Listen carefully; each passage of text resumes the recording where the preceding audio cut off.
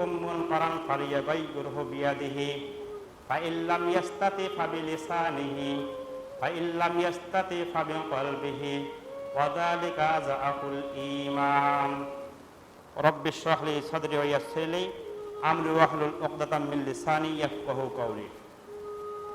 আলহামদুলিল্লাহ, সমস্ত প্রশংসা সেই মহান আল্লাহ সুবহানাহু ওয়া তাআলার জন্য, যিনি আমাদের সৃষ্টি করেছেন, রিজিক দান করেন, পথ প্রদর্শন করেন এবং ইসলাম নামক অমূল্য সম্পদ আমাদেরকে দান করেছেন। তিনি আমাদের প্রতি এতটাই দয়া করেন যে আমরা দিন রাত 24 ঘন্টা গোপনে প্রকাশ্যে অসংখ্য পাপ করার পরেও যে মহান রব আমাদেরকে তারপরেও প্রতিনিয়ত আমাদের প্রতি রহম করেন, আমরা সেই মহান আল্লাহ সুবহানাহু ওয়া তাআলার দরবারে লাখো কোটি শুকরিয়া আদায় করি যে মহান রব আমাদেরকে এই দুনিয়ার সমস্ত প্রকার প্রয়োজনীয় কাজকে উপেক্ষা করে সালাতুল জুমা আদায় করার জন্য ইমাম মিম্বারে ওঠার পূর্বেই যথাসময়ে মসজিদে এসে খুতবা শোনার সুযোগ করে দিলেন। আমরা সেই মহান আল্লাহ সুবহানাহু ওয়া তাআলার দরবারে লাখো কোটি শুকরিয়া আদায় করি। আমরা শুকরিয়া আদায় করি সেই মহান আল্লাহ সুবহানাহু ওয়া তাআলার শেখানো বাক্য কালেমাতুশ শুকর, আমরা সকলেই বলি আলহামদুলিল্লাহ। অতঃপর অগণিত ধারায় দরুদ ও সালাম বর্ষিত হোক সেই মহান রবের প্রেরিত রাসূল রাহমাতাল লিল আলামিন খাতাবান নবিয়্যিন, যে নবী আমাদেরকে ইসলামের পথ পদ্ধতি শিখিয়ে দিয়েছেন, যে নবীর প্রতি একবার দরুদ পাঠ করা মানে জান্নাতের পথে একটি আলো জ্বালানো, যে নবীর প্রতি একবার দরুদ পাঠ করলে জান্নাতের একটি দরজা খোলা হয়। আমরা এমন মহান নেতার প্রতি হৃদয়ের অন্তরস্থল থেকে দরুদ ও সালাম পেশ করে আমরা সকলেই বলি আল্লাহুম্মা সাল্লি ওয়া সাল্লিম আলা নাবিয়িনা মুহাম্মদ সাল্লাল্লাহু আলাইহি সাল্লাম। আলোচনা করার পূর্বেই ওই যে দুইজন হেলান দিয়ে আছেন, সামনে আসেন, সামনের কথা পূরণ করেন, একদম সামনে যেখানে ফাঁকা আছে সেখানে পূরণ করেন। সম্মানিত উপস্থিতি, আজকের জুমার খুতবার সংক্ষিপ্ত বিষয় গুনাহ না করে গুনাহগার যারা, অর্থাৎ অন্যায় না করেও অন্যায়কারী যারা। এই বিষয়ের উপর কোরআন এবং সহিহ হাদিসের আলোকে সংক্ষিপ্ত সময়ে আলোচনা করার চেষ্টা করব। আলাইহি তাওয়াক্কালতু ওয়া ইলাইহি উনীব। সম্মানিত উপস্থিতি, আমরা সকলেই অবগত রয়েছি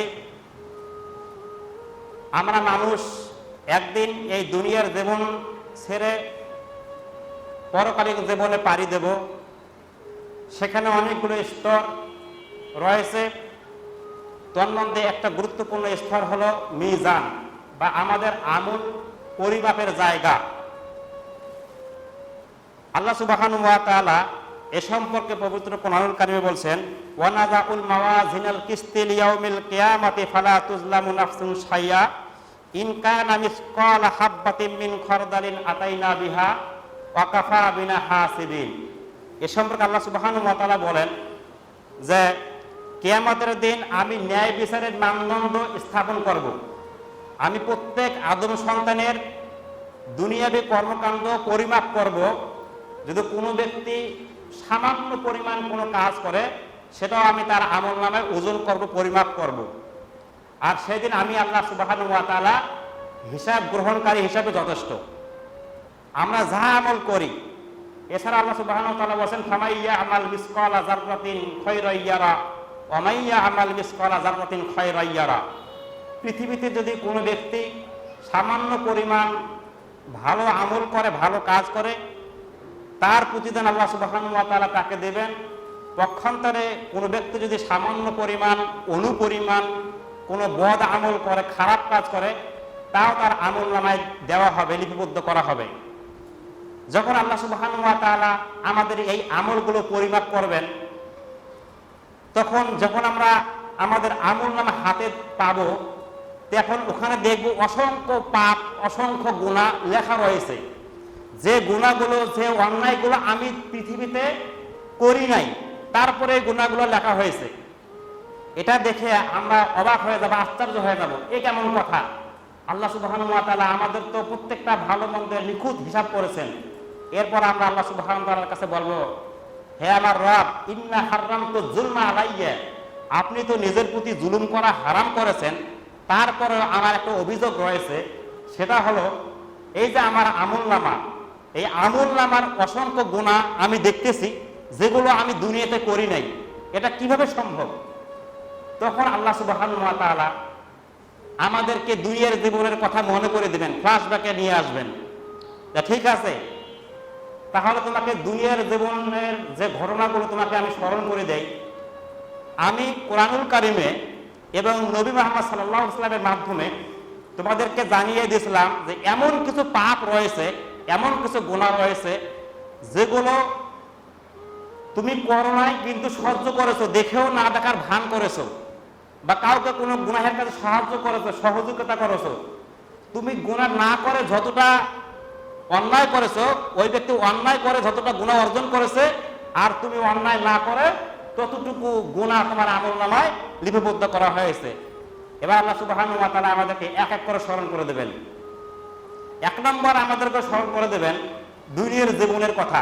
দেখো তো তোমার এই কথা মনে পড়ে কিনা যে আমি আল্লাহ সুবহানাহু ওয়া তাআলা পবিত্র কোরআনুল কারিমে এবং নবী মুহাম্মদ সাল্লাল্লাহু আলাইহি ওয়াসাল্লামের মাধ্যমে এই নির্দেশ তোমাকে দিয়েছিলেন কিনা, তোমার মনে পড়ে কিনা।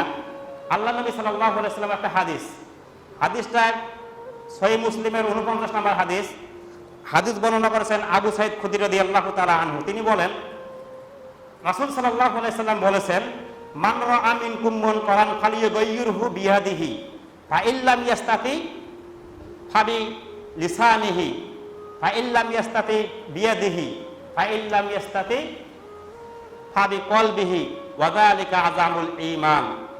আল্লাহ নবী সাল্লাল্লাহু আলাইহি ওয়াসাল্লাম বলতেছেন, হে পৃথিবীর মানুষ, তোমাদের মধ্য থেকে যদি কোনো ব্যক্তি অন্যায় গর্হিত অশ্লীল কাজ দেখতে পারো, ফালিয়ুগাইয়িরহু বিয়াদিহি, তখন তোমাদের উপর আদেশ হলো তোমরা তোমাদের হাত দ্বারা এই অন্যায়টা প্রতিহত করবে। ফাইল্লাম ইয়াস্তাতি, যদি তোমার হাত দ্বারা প্রতিহত করতে সমস্যা হয় তাহলে তুমি কি করবে? ফাবি লিসানিহি, তোমার মুখ দিয়ে প্রতিহত করবে, বাধা দেবে। এই মুখ দিয়ে বাধা দেওয়া যদি তোমার পক্ষে সম্ভব না হয়, ফাবি কলবিহি, কমপক্ষে হলে অন্তর দিয়ে হলে তুমি এই অন্যায়টাকে কি করবে? ঘৃণা করবে এবং মনে মনে প্রতিজ্ঞা করবে কিভাবে এই অন্যায়ের প্রতিবাদ করা যায়, অন্যায়টা পরিবর্তন করা যায়। এরপর আল্লাহ নবী সাল্লাল্লাহু আলাইহি ওয়াসাল্লাম বললেন, ওয়া যালিকাল আযাফুল ঈমান, আর এটা হলো ঈমানের সর্বনিম্ন স্তর। আল্লাহ নবী সাল্লাল্লাহু আলাইহি ওয়াসাল্লাম এখানে ঈমানের একটা মাপকাঠি বললেন, যার যত বেশি ঈমান তার মানুষকে বাধা দেওয়ার শক্তি তত বেশি। এটা আল্লাহ নবী সাল্লাল্লাহু আলাইহি ওয়াসাল্লাম বললেন।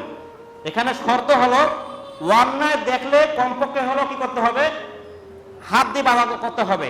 বাধা দিতে না পারলে মুখ দিয়ে না পারলে অন্তর দিয়ে হলে ঘৃণা করতে হবে, যে আমি দেখলাম চলে গেলাম, কোনো ঘৃণা পর্যন্ত করলাম না। যদি ন্যূনতম এই ঘৃণাটাও আমি না করি, তাহলে ওই ব্যক্তি অন্যায় করে যতটা গুনাহ তার আমলনামায় লিপিবদ্ধ করবে, আমি আপনি এই সামান্য ঘৃণা না করার কারণে আমার আমলনামায় এই গুনাহটা লেখা হবে, নাউজুবিল্লাহ। তা আজকে সমাজের অবস্থা কিরকম? তাই বাস্তব চিত্র আজকে আমরা সমাজে দেখতে পাই। যে অঞ্চলের মানুষ, যে গ্রামের মানুষ, যে দেশের মানুষ যতটা বেশি অন্যায়ের প্রতিহত করে বাধা দেয়, সে এলাকায় গজবের সংখ্যা, অন্যায়ের সংখ্যাও কম। যেমন মনে করেন আমাদের হারা কাছে যদি কোনো ব্যক্তি অন্যায় করে, দেখা যায় সকলেই কম বেশি প্রতিহত করার চেষ্টা করে। এ কারণে হারা কাছে দেখেন অন্য জায়গার থেকে তুলনামূলক ফাসাদ, অন্যায় কম। একটু শহরে যাবেন একটু অন্যায় বেশি, আবার একটু ঢাকায় যাবেন আরো একটু অন্যায় বেশি, কারণ মানুষেরা সেখানে অন্যায় বাধা দেয় না। কাজেই অন্যায়ের যদি আমরা বাধা না দেই, অবশ্যই সমাজে কি হবে? অশান্তি সৃষ্টি হবে। এটা আমাদের নিজেদের কামাই। যদি আমাদের একার পক্ষে কোনো অন্যায় দেখলে প্রতিহত করতে সমস্যা হয়, তখন অবশ্যই আমাদেরকে 10 জন মিলে করতে হবে, দামাতবাসী মিলে করতে হবে। কেননা আমরা সকলে জানি একটা প্রবাদ বাক্য, 10-এর লাঠি 1-এর বোঝা। 10 মিলে করি কাজ, হারি জাতি না হিলাজ। 10 জন মিলে যদি একটা কাজ আমরা করি, তাহলে এই কাজটা খুবই সহজ হয়ে যায়।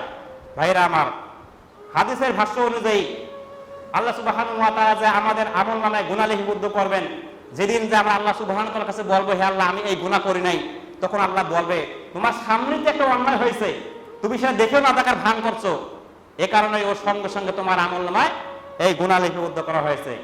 আর সমাজে যদি এই অন্যায় প্রতিষ্ঠিত হয়ে যায়, সমাজের মানুষ সকলেও অন্যায় করে, বাধা দেওয়ার কোনো মানুষ নাই, তখন সমাজে কি আসবে? বিপদ আসবে, বিপর্যয় আসবে, সুনামি আসবে, মহামারী আসবে। আর সমাজ যদি বিপদ আসে, ওই খারাপ মানুষের সাথে ভালো মানুষেরও ওপরও বিপদ আসবে।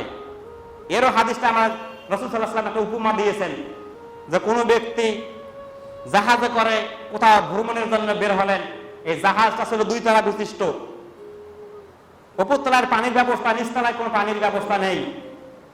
কি করলো? ফলে নিচতলার মানুষেরা নৌকা ফুটা করে পানি গ্রহণ করতে লাগলো। উপরতলার মানুষেরা যদি মনে করে নিচতলার মানুষ নৌকা ফুটা করে পানি বের করবে, আমরা উপরতলায় আছি, আমরা তো ডুববো না, এটা যেমন তাদের একটা বোকামি, কালের সময়ের পরিবর্তনের সাথে সাথে নিচতলার সাথে সাথে উপরতলাও ডুবে যাবে।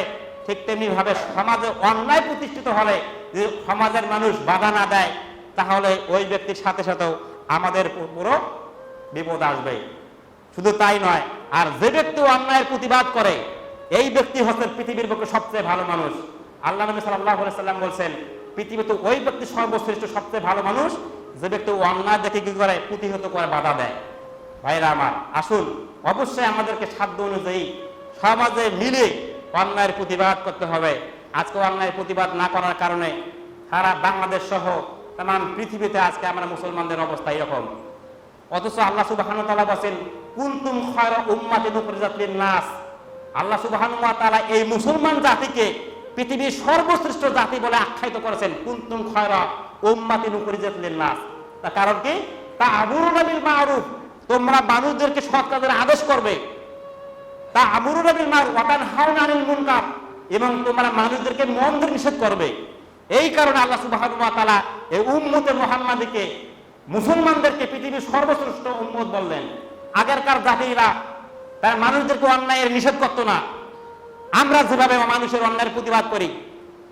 ভাইরা আমার, আমরা যদি শ্রেষ্ঠ উম্মত হতে চাই, শ্রেষ্ঠ উম্মত দাবি করি, তাহলে অবশ্যই এই নীতি অবশ্যই আমাদেরকে গ্রহণ করতে হবে।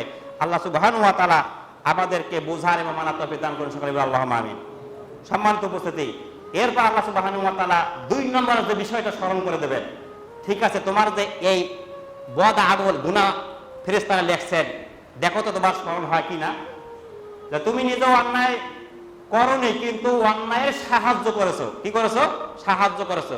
এই সমাজে চলতে গেলে আমরা দেখি অনেক অন্যায় মানুষ করে, আমি করি না কিন্তু মানুষের মাধ্যমে করিয়ে নেই, আছে না এইরকম লোক? নিজেও অন্যায় করে না, অপকর্ম করে না, গোপনে টাকা দিয়ে, মুখ দিয়ে সাহায্য করে, কলমের মাধ্যমে হোক, যে কোনো ভাবে হোক, যদি আমরা অন্যায়ের সাহায্য করি, ওই ব্যক্তি অন্যায় করে যতটা গুনাহ তার আমলনামায় লিপিবদ্ধ করবে, আর আমি আপনি সামান্যটুকু সাহায্য করার কারণে অনুরূপ আমল ওর খাতায় যতটুকু লেখা হবে, আমাদেরও আমলনামায় ততটুকু গুনাহ লেখা হবে। কেননা আল্লাহ সুবহানাহু ওয়া তাআলার আদেশ, আল্লাহ সুবহানাহু ওয়া তাআলার অর্ডার, আল্লাহ সুবহানাহু ওয়া তাআলা পবিত্র কোরআন কারীমে বলছেন, ওয়া তাআউনু আলাল বিররি ওয়াত তাকওয়া, হে পৃথিবীর মানুষ, তোমরা একে অপরকে ভালো কাজে, তাকওয়ার কাজে, আল্লাহর কাজে একে অপরকে সাহায্য করো। ওয়ালা তুআউনু আলাল ইসমি ওয়াল উদওয়ান, তবে খবরদার খবরদার, তোমরা অন্যায় কাজে, শয়তানি কাজে একে অপরকে সাহায্য করো না। এটা কার আদেশ? আল্লাহ সুবহানাহু ওয়া তাআলার আদেশ। তো আল্লাহ বলবেন, আমি তোমাদেরকে পবিত্র কোরআনের কারিমের মাধ্যমে জানিয়ে দিয়েছিলাম যে তোমরা কখনো অন্যায় কাজে সাহায্য করো না, মানুষকে তোমরা ভালো কাজে সাহায্য করবে, কিন্তু তুমি আমার আদেশ অমান্য করে, আমাকে অপেক্ষা করে তুমি মানুষকে ভালো কাজে সাহায্য না করে অন্যায় কাজে সাহায্য করেছো। ভাইরা আমার, আজকে সমাজের মানুষ অন্যায় কাজে সাহায্য সহযোগিতা করে বেশি। একটা মানুষ, সমাজের মানুষ গরিব, অসহায় বা রোগী ব্যক্তি কোনো পয়সা আমার কাছে বা একটু সামান্য কাছে যদি কিছু ধার চায় বা টাকা সাহায্য চায়, তখন আমাদের টাকা বের হয় না। আবার ওই জায়গায় যদি একজন গানওয়ালা বা খারাপ মানুষ তার কাছে কোনো কাছে সাহায্য চায়, হয়তো বা ভয়ে হোক বা মাস্তান মনে করিয়ে হোক, তাকে আমরা সাহায্য করে টাকা দিয়ে থাকি, যে ওকে যদি আমি টাকা না দেই তাহলে আমার হয়তো বিপদ আসবে। ভাইরা আমার, ওই সময় কিন্তু সাহাবীগণের এমন অবস্থা ছিল না। ওই সময় নেতা ছিল, তারা রাস্তার পাশে গাছের নিচে শুয়ে থাকতো, মানুষের তাকে পাহারা দিত। বর্তমান সময়ের নেতাদের অবস্থা সম্পূর্ণ ভিন্ন, তারা মাস্তানদেরকে সাহায্য সহযোগিতা করে। মানে মানুষকে ভালো ভালো কাজে সাহায্য করে না, এ কারণেই তাদের উপর বিপদ অর্পিত হতে থাকে।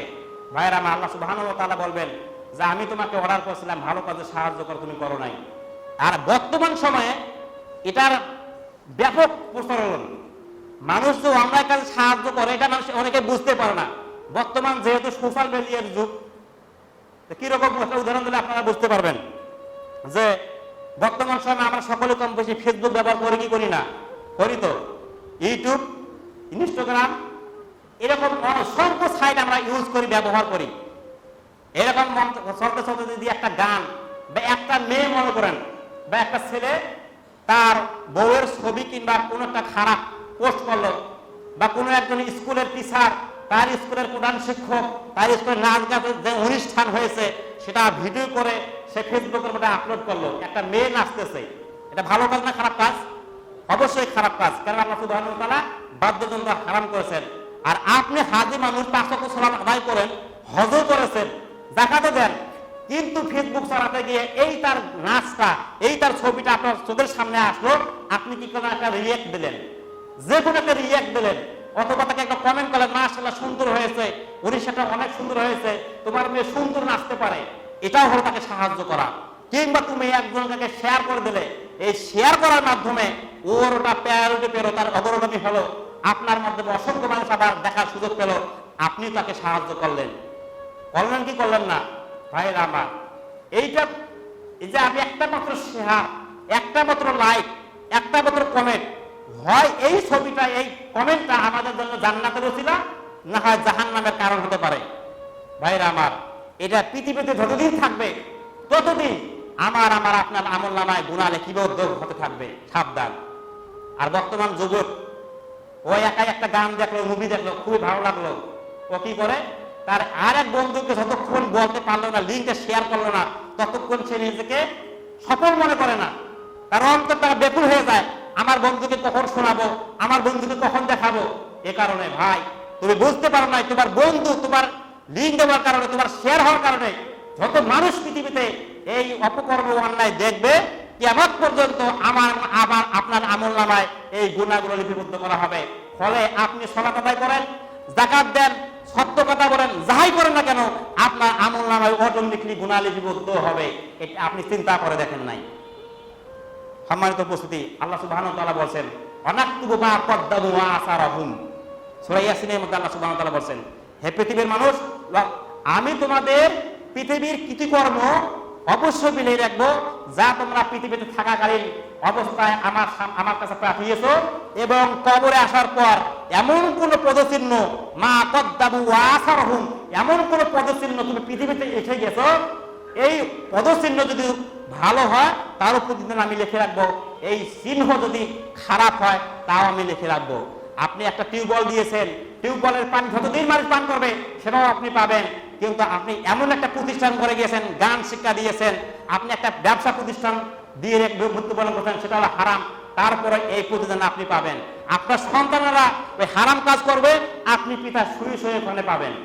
এখন চিন্তা করে দেখেন, আপনি কি আমল পৃথিবীতে রেখে যাবেন? কারণ আমরা সকলে জানি, মানুষ যখন মৃত্যুবরণ করে তখন 3টা আমল আমাদের সাথে যায়। কয়টা আমল? 3টা আমল যায়, বাকি আমলগুলো চলে আসে।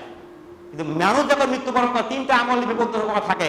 আল্লাহ নবী সাল্লাল্লাহু আলাইহি ওয়াসাল্লাম বলেন, ইল্লা মিন সাদাকাতিন জারিয়াতিন, যদি আমরা কোনো সদকা করি, এমন কোনো ভালো কাজ করি, দান করি, এই দানটা যদি প্রবাহমান থাকে, রাস্তা তৈরি করে দিলাম, একজনের বিবাহ দিলাম, মসজিদ তৈরি করলাম, এরকম ইসলামের যত ধরনের কাজ আছে, আপনি যদি সিলসিলা লং অ্যাক্টিভিটি করে রাখেন, যেমন একটা আমি কাজ করবেন, কিয়ামত পর্যন্ত যেন প্রতিষ্ঠিত হয়, এটা ভালো কাজ, কিয়ামত পর্যন্ত আপনি কবরে শুয়ে শুয়ে এই আমলটা পাবেন। এবং আল্লাহ নবী সাল্লাল্লাহু আলাইহি ওয়াসাল্লাম বলেন, এবং এমন সন্তান আপনি পৃথিবীতে রেখে যাবেন যে সন্তান মৃত্যুর পর আপনার দোয়া করবে, এই দোয়ার বরকতের ফজিলত আপনি কবরে শুয়ে শুয়ে পাবেন। আল্লাহ নবী সাল্লাল্লাহু আলাইহি ওয়াসাল্লাম এভাবে বললেন। এবং এমন কোন জ্ঞান আপনি মানুষকে শিক্ষা দিলেন, কোরআনের জ্ঞানের শিক্ষা দিলেন, হাদিসের শিক্ষা দিলেন, এই শিক্ষা যতদিন পৃথিবীতে থাকবে ও আর একজনের দেবে, ও আর একজনের শিক্ষা দেবে, এভাবে কিয়ামত পর্যন্ত যতদিন আপনার এই এলেমটা, এই জ্ঞানটা থাকবে পৃথিবীতে, আপনি কবরে শুয়ে শুয়ে সেরা পাবো। আল্লাহ নবী সাল্লাল্লাহু আলাইহি ওয়াসাল্লাম এই কথা বলেন। সম্মানিত উপস্থিতি, আসুন আমরা যেন আমার মাধ্যমে যেন কোনো অন্যায়কারীকে আমরা কখনো সাহায্য করবো না। যদি সাহায্য করি অবশ্যই আমরা তার মতো করে তাকে সাহায্য করার কারণে আমাদের আমলনামায় লিপিবদ্ধ করা থাকবে। ভাইরা আমার, এই যে বর্তমান গানের একদম ব্যাপক সরাসরি সব জায়গায় গান শোনা যায় আজকে বর্তমান সময়ে। মোবাইল খুললেও আমরা গান শুনি, আবার রাস্তাঘাটে চললেও গান শুনি। যদি বা অনেক মানুষ শুনতে না চায়, যে একজন সমাজে ভালো মানুষ আছে গান শুনবে না, কিন্তু দেখা যায় আমরা মাইক ভাড়া করে নিয়ে আসি কি আসি না? আমার সন্তানের বিবাহ, ও বিবাহ করবে, একটা গান নিয়ে গান বাজনা করলো, একজন অটো ড্রাইভার অটোর মধ্যে গান সেট করলো, এভাবে সে মানুষকে শোনাচ্ছে। এই যে আপনি শুনে যতটা গুণা করলেন, মানুষকে শুনিয়ে তার থেকে ডবল গুণা আপনি অর্জন করলেন। আপনি যে কোনো সমাজে যে একটা অন্যায় প্রতিষ্ঠা করেন, আল্লাহ সুবহানাহু ওয়া তাআলা বলছেন যে আমি এবং আপনি সমাজে এমন কোনো কাজ, বহির্ভূত কাজ যদি কি করি, প্রতিষ্ঠা করে যাই, মানুষের ইমান নষ্ট করতে আমরা আমাদের সম্পদ, আমাদের সন্তান, যে কোনো বিষয় আল্লাহ সুবহানাহু ওয়া তাআলা আমাদেরকে দিয়েছেন, আর আমি এই বিষয়টা মানুষের ইমান নষ্ট করার জন্য যদি ব্যয় করি, সেটার পরিণাম অত্যন্ত ভয়াবহ। আল্লাহ সুবহানাহু ওয়া তাআলা বলছেন, ওমিনান নাসি মান ইশতারি লাহওয়াল হাদিস লিউযিল্লা আন সাবিলি।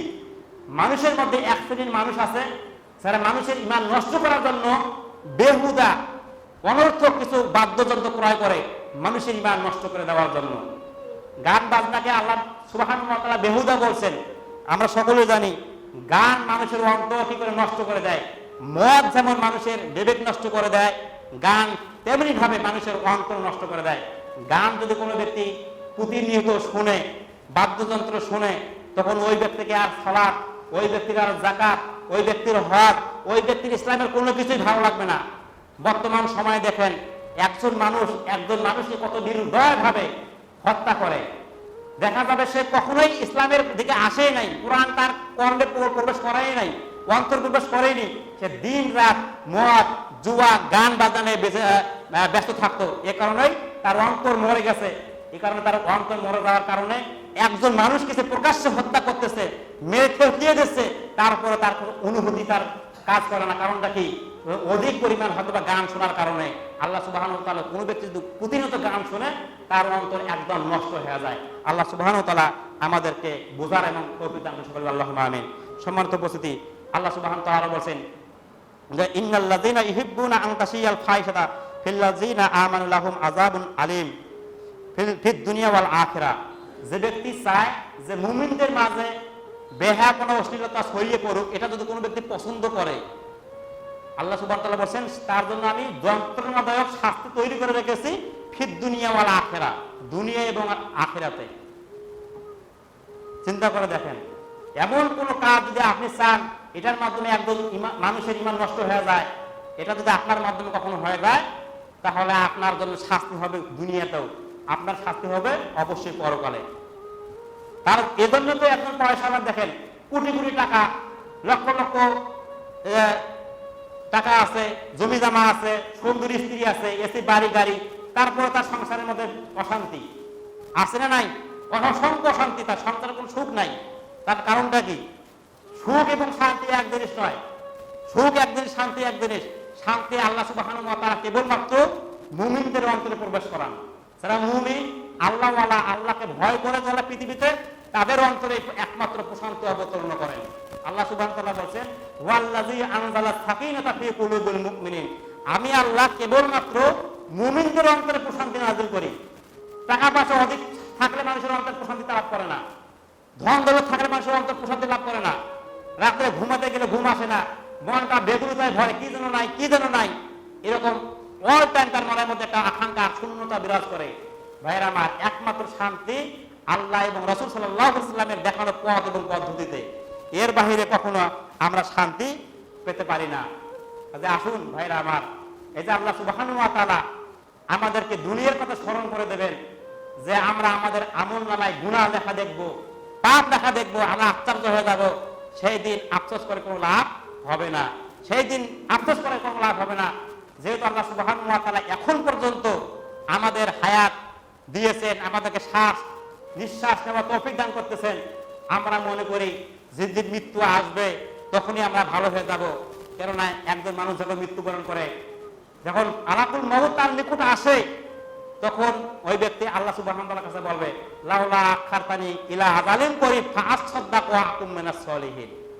যখন একজন মানুষের মুমূর্ষু ব্যক্তির মৃত্যু একদম নিকটে চলে আসে, তখন মানুষ আল্লাহ সুবহানাহু ওয়া তাআলার কাছে বলবে, হে আমার রব, আমার তো মৃত্যু এসে যাচ্ছে, এই যে মালাকুল মউত, এই যে ফেরেশতা একা আছে, আমি তো মৃত্যুবরণ করতেছি, আমাকে আর একটু সুযোগ দাও, আর একটু সুযোগ দাও, ফাআসসাদদাকু ওয়া আকুম মিনাস সলিহিন, আমি যেন দান সাদকা করে ভালো মানুষের কাতারে আসতে পারি, আবার যেন ভালো হতে পারি।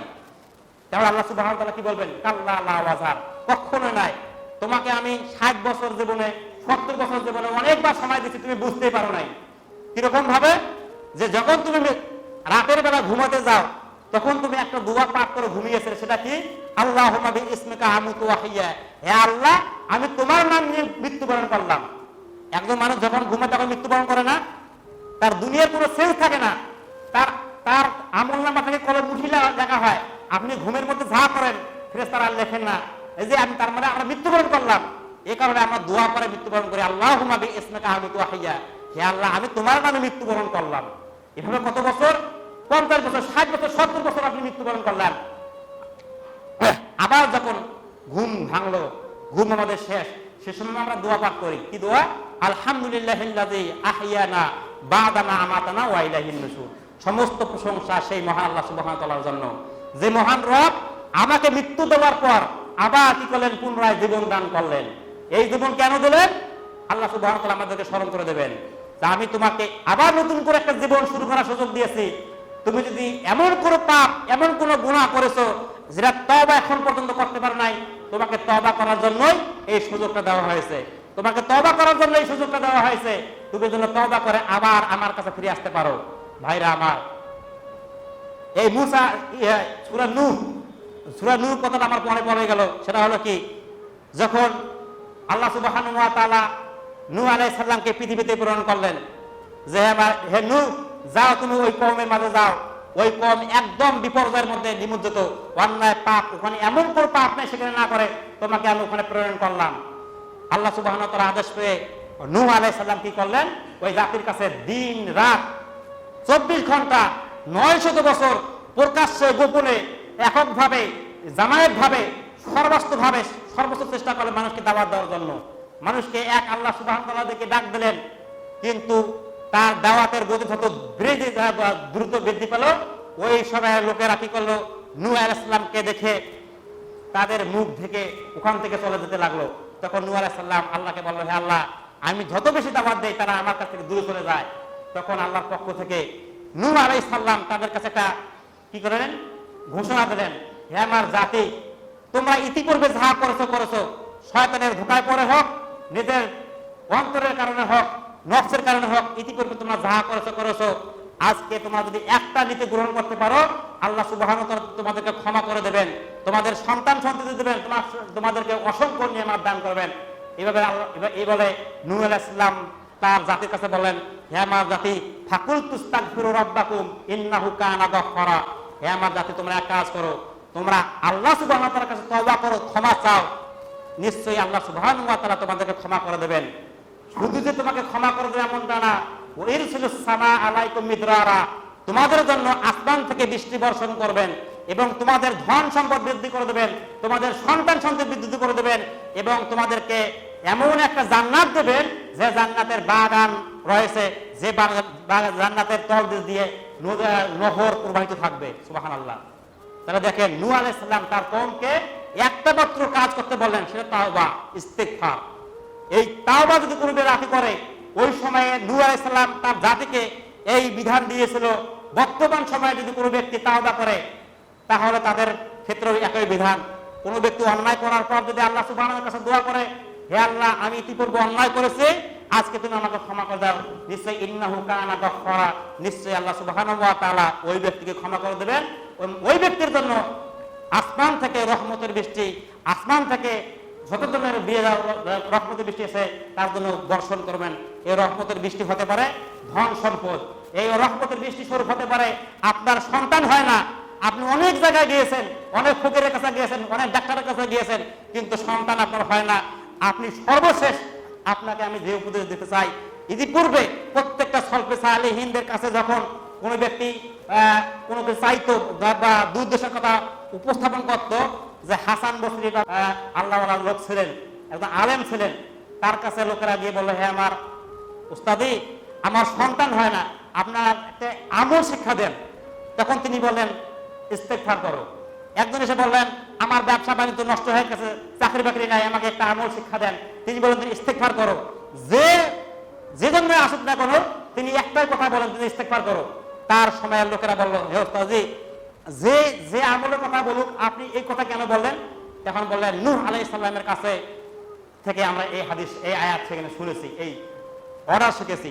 যে নূহ আলাইহিস সালামের কাছে যখন লোকেরা যখন এই সমাজের মাঝে অন্যায়, অশ্লীলতা, বেহাপনা একদম শীর্ষ অবস্থা পৌঁছে গিয়েছিল, তখন নূহ আলাইহিস সালাম তার জাতিদেরকে এই অন্যায় থেকে ফিরে আসার জন্য এই উপদেশগুলো দিয়েছিলেন, যে আল্লাহর কাছে তাওবা যদি কোনো ব্যক্তি করে, আল্লাহ সুবহানাহু ওয়া তাআলা ওই ব্যক্তির জন্য রহমতের বৃষ্টি দান করবেন, তাকে সন্তান সন্ততি দিয়ে ভরে দেবেন, আল্লাহ সুবহানাহু তাকে অঢেল ধন সম্পদ দেবেন, এবং কি যখন সে পৃথিবী থেকে চলে যাবে তাকে এমন জান্নাত দেবেন, যে জান্নাতের বাগান থাকবে, যে জান্নাতের সমস্ত প্রকার উপকরণ থাকবে, সে জান্নাতের নিচ দিয়ে নদী প্রবাহমান থাকবে। যেমন তেমন নদী নয়, এটা দুধের নদী, শরবতের নদী, শরাবের নদী, মধুর নদী। আপনি যে চান, যেমনটি চান, যেমন করে সাজাতে চান, আপনি জান্নাতটাকে তেমন করে সাজাতে পারবেন। এমন জান্নাত, জান্নাত এমন কিছু আমরা চোখ দিয়ে অনেক কিছু দেখেছি, কিন্তু জান্নাত এমন কিছু চোখ যা কখনো কল্পনা করবে না, অন্তর কল্পনা করতে পারবে না। জান্নাত এমন কিছু, মানুষ অন্তর দিয়ে হলেও অনেক কিছু কল্পনা করে কি করে না? অনেক কল্পনা করে, হয়তো বা অমুক জায়গায় এত সুন্দর সুন্দর জান্নাত এমন এমন হতে পারে, কিন্তু জান্নাত এর থেকেও বেশি। আপনি কল্পনা দিয়ে আমরা জান্নাতকে পরিমাপ করতে পারবো না। আর আল্লাহ সুবহানাহু ওয়া তাআলা ওই ব্যক্তিকে জান্নাত দেবেন যে ব্যক্তি তাওবা করবে, যে ব্যক্তি আল্লাহ সুবহানাহু ওয়া তাআলার কাছে তাওবা করবে, আল্লাহ তাআলা ওই ব্যক্তিকে এমন জান্নাত দান করবে। আমরা আল্লাহ সুবহানাহু ওয়া তাআলার কাছে দোয়া করি, হে আল্লাহ, ইতিপূর্বে আমরা যা পাপ করেছি, এই পাপ করার কারণে যদি আমাদের আমলনামায় যে গুনাহগুলো লিখে নেওয়া হয়েছে, অবশ্যই আমরা দুনিয়াতে যেহেতু আল্লাহ সুবহানাহু ওয়া তাআলা এখন পর্যন্ত আমাদেরকে শ্বাস নেওয়ার সুযোগ দিচ্ছেন, অবশ্যই আমরা আল্লাহ সুবহানাহু ওয়া তাআলার কাছে দোয়া করব। এরপরে আল্লাহ সুবহানাহু ওয়া তাআলা সর্বশেষ আরেকটা কথা আমাদের স্মরণ করে দেবেন, যে আমরা যে আমাদের এই গুনাহগুলো দেখবো, পাপগুলো দেখবো আমলনামায়, এরপর আল্লাহ সুবহানাহু ওয়া তাআলা আমাদেরকে দুনিয়ার কথা আরেকটা কথা স্মরণ করে দেবে, যে আমি দুনিয়াতে তোমাদেরকে সন্তান দিয়েছি, তোমাকে এমন কোন সন্তান দিয়েছি, এটা তোমার জন্য একটা বড় নিয়ামত। সন্তান বড় নিয়ামত না আমাদের জন্য? যাদের সন্তান নেই সে বুঝে, যার সন্তান নেই সে এটা উপলব্ধি করতে পারবে। আমি আপনি এটা উপলব্ধি করতে পারবো না। ওকে যদি বলা হয় তোমার একটা হাত কেটে দাও, তোমাকে একটা সন্তান দেওয়া হবে, দেখা দেবো, তাও রাজি হবে। তোমার একটা পা যদি কাটা যায়, তোমার একটা পা কেটে ফেলা হবে, তাও সে রাজি হবে, যে হ্যাঁ আমাকে একটা সন্তান দাও। যার সন্তান নেই সে বোঝে সন্তান আল্লাহ সুবহানাহু ওয়া তাআলার দেওয়া পৃথিবীতে একটা অন্যতম শ্রেষ্ঠ বড় নিয়ামত। এই সন্তান আল্লাহ সুবহানাহু ওয়া তাআলা আমাদেরকে দিয়েছেন আমানত হিসেবে দিয়েছেন। এই সন্তান যদি আমরা সঠিকভাবে গাইডলাইন করতে না পারি, দুনিয়ার জন্য এই সন্তানকে গড়ে তুলি, এই সন্তান দুনিয়াতে হয়তো বা ডাক্তার, ইঞ্জিনিয়ার, আপনি যেমনটা চেয়েছেন তেমনটা তৈরি হবে, কিন্তু এই সন্তান পরকালে আপনার জন্য জাহান্নামের যাওয়ার জন্য কারণ হবে। এই সন্তান যদি আল্লাহমুখী না হয়ে দুনিয়ামুখী হয়ে যায়, এই সন্তান দুনিয়াতে থাকাকালীন যদি কোনো অপকর্ম করে, এই অপকর্ম আপনি পিতা কবরে শুয়ে পাবেন। ভাইরা আমার, আল্লাহ সুবহানাহু ওয়া তাআলা এই আমানত দিয়েছেন, অথচ একজন পিতার উচিত ছিল একজন সন্তান যখন দুনিয়াতে ভূমিষ্ঠ হওয়ার পর থেকে তার পিতার উপর তার এই আমানতের দায়িত্ব শুরু হয়ে যায়। যখন এই সন্তান 7 বছর বয়স, তখন এই সন্তানের উচিত, তার পিতার উচিত হাদিস ভাষ্য অনুযায়ী তাকে সালাতের জন্য নির্দেশ দেওয়া। এই সন্তান যখন 11 বছর বয়স হয়, সন্তানকে অবশ্যই সালাতের জন্য, সিয়ামের জন্য, ইসলামের বিধান শিক্ষা দেওয়ার জন্য ফরজ হয়ে যায়। একজন মানুষের উপর হজ তখন ফরজ হয় যখন তার কাছে নিসাব পরিমাণ টাকার সম্পদ থাকে। একজন মানুষের সিয়াম তখন ফরজ হয় যখন তার বয়স 11 বছর 12 বছর হয়। একজন মানুষের সালাত ফরজ হয় যখন তার বয়স 7 বছর হয়। একজন মানুষের উপর কি হয়, সদকা ফরজ হয় যখন সে বুঝতে শুরু করে। কিন্তু একজন মানুষের উপর জ্ঞান অর্জন করা, ইসলামের কোরআনের জ্ঞান, হাদিসের জ্ঞান অর্জন করা তখনই ফরজ হয়ে যায় যখন ওই সন্তানটা ধীরে ধীরে কথা বলতে শুরু করে। যখন এই সন্তান কথা বলতে শুরু করে, তখন একজন পিতার উচিত তার সন্তানকে আল্লাহ সম্পর্কে জানিয়ে দেওয়া। তখন তার উচিত মুহাম্মদ সাল্লাল্লাহু আলাইহি ওয়াসাল্লামকে সম্পর্কে জানিয়ে দেওয়া, তখনই তার সন্তানকে জানা উচিত হালাল এবং হারাম সম্পর্কে। তখন ওই পিতার উচিত তাকে ইসলামের প্রত্যেকটা বিধান পুঙ্খানুপুঙ্খভাবে জানিয়ে দেওয়া। কেননা আল্লাহ সুবহানাহু ওয়া তাআলা পবিত্র কোরআনুল কারীম সূরা মুহাম্মাদের মধ্যে বলছেন ফাআলাম আন্নাহু লা ইলাহা ইল্লাল্লাহ। এছাড়া আল্লাহ সুবহানাহু ওয়া তাআলা সূরা আলাকের মধ্যে বলছেন ইকরা বিসমি রাব্বিকাল্লাযী খলাক। হে পৃথিবীর মানুষ, তোমরা এই জ্ঞান অর্জন করো যে আল্লাহ ছাড়া কোনো মাবুদ নেই। এবং আল্লাহ সুবহানাহু ওয়া তাআলা বলছেন পড়ো তোমার প্রভুর নামে যিনি তোমাকে সৃষ্টি করলেন। তাহলে আল্লাহ সুবহানাহু ওয়া তাআলা একজন পিতার উপর কোন দায়িত্বটি সর্বপ্রথম খরচ করলেন? এই আমানতের বিষয়ে। সন্তান যেহেতু আমানত, আপনার সন্তান যখন কথা বলতে শুরু করে তখন তাকে বলবেন বলতো আম্মু, বলতো আব্বু, আমাদের রবের নাম কি? এভাবে তাকে শিক্ষা দিতে হবে। তিনি কোথায় থাকেন? পৃথিবীর সর্বোচ্চ বিরাজমান নাকি আরশের মধ্যে আছেন? তার অস্তিত্ব আছে কিনা? এভাবে আল্লাহ সুবহানাহু ওয়া তাআলার হাত আছে কিনা, পা আছে কিনা, তার দয়া কিরকম, তার শাস্তি কিরকম, এগুলো ধীরে ধীরে বাচ্চাকে শিক্ষা দেওয়া একটা পিতার উপর সর্বপ্রথম খরচ। কিন্তু আমরা পিতা নিজেই জ্ঞান অর্জন করতে পারি নাই। কোরআন আমরা নিজেও জানি না, যদিও বা আমার বয়স 60 বছর 70 বছর। এই 60 বছর জিন্দিগিতে, এই 70 বছর জিন্দিগিতে আমরা সবকিছু করতে পেরেছি। এমনকি বিবাহ সাধ্য করেছি, নাতিপুতি হয়েছে, নাতিপুতি বিবাহ দিয়েছি। পৃথিবীর সব কাজ আমার মাধ্যমে হয়েছে, শুধু হয় নাই কোরআন পড়া, কোরআন জানা। তাহলে কিভাবে আপনি আপনার সন্তানকে কোরআন শিক্ষা দেবেন? আপনার সন্তান যখন বড় হয়, আপনি যদি দেন স্কুলে, আপনি যদি দেন নার্সের ক্লাসে, আপনি যদি দেন কিভাবে সে ডাক্তার হবে, ইঞ্জিনিয়ার হবে, মানুষের টাকা মেরে খাবে, উকিল হবে, এটা তো শিক্ষা দেন।